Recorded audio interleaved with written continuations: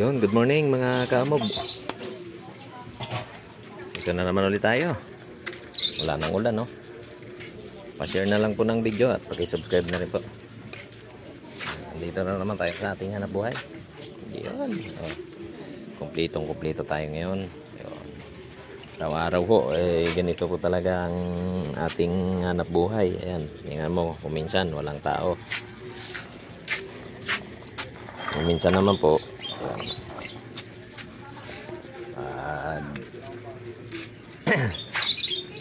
dating ng medyo matanghali na, yan, medyo nagkakaroon na po na tayo ng customer. Pero pag umagang umaga pa, isa-isa na lang yan customer natin, pa isa-isa.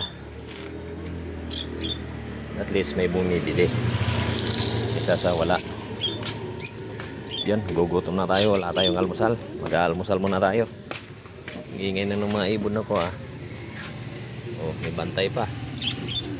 Oh, sasalita.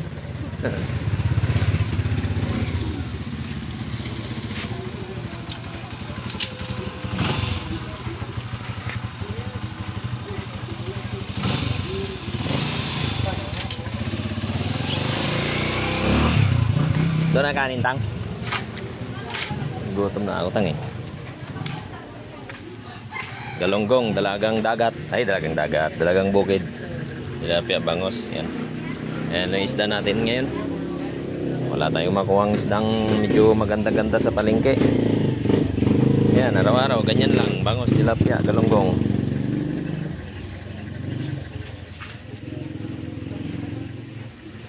Siyempre, hindi mawala yung ating panindang mga manok at saka byproduct. Yan, isda, manok, byproduct. Yun, pakishare na lang po ng video. Good morning po sa inyong lahat.